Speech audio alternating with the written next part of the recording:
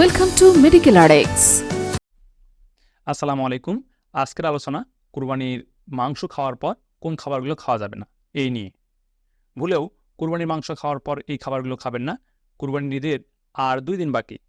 এই ঈদে পশু কুরবানি দেওয়ার বিধান থাকায় সকল ধর্মপ্রাণ মুসলমানই ধর্মীয় রীতি আর সামর্থ্য অনুযায়ী পশু কুরবানি ও এর মাংস বন্টন করে থাকেন। এই সময় প্রতিটি পরিবারই বেশি পরিমাণে থাকে কুরবানির মাংস, তাই অনেকেই ডায়েট লিস্টে মাংস খাওয়ার প্রবণতা বাড়িয়ে দেন অনেকটাই। ঈদ উপলক্ষে কুরবানির মাংস রান্না করার পাশাপাশি থাকে আরও অনেক মুখরোচক খাবার, যা কুরবানির মাংস খাওয়ার পাশাপাশি আমরা খেয়ে থাকি। বিশেষজ্ঞগণ বলেছেন, কুরবানির ঈদে সাধারণত 4 পায়া প্রাণীকে কুরবানির জন্য বেছে নেওয়া হয়।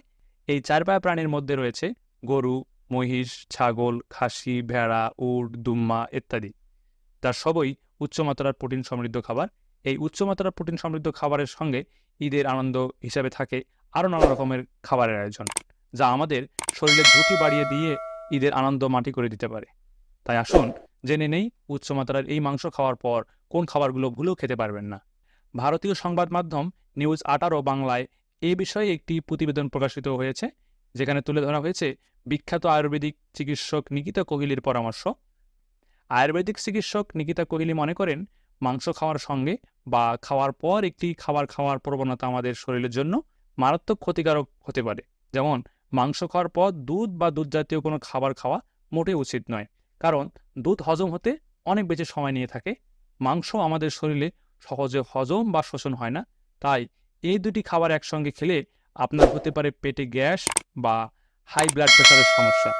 এই দুটি খাবার পাচন ক্ষমতার বিরুদ্ধে কাজ করে, যা আপনার পরিপাকতন্ত্রকে দুর্বল করার পাশাপাশি এর ক্ষতি সাধন করতে শুরু করে।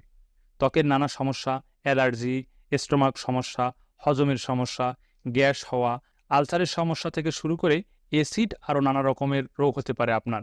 তাই কুরবানির ঈদে ডিজার্ভ হিসাবে দুধের পায়েস, ফিরনি কিংবা মাংস রান্নায় তরল দুধ ব্যবহার করা থেকে বিরত থাকুন। ঈদ হোক স্বাস্থ্য সুরক্ষার মধ্য দিয়ে। সবার সুস্বাস্থ্য কামনা করে আজকের মতো এখানেই বিদায় নিচ্ছি। আল্লাহ।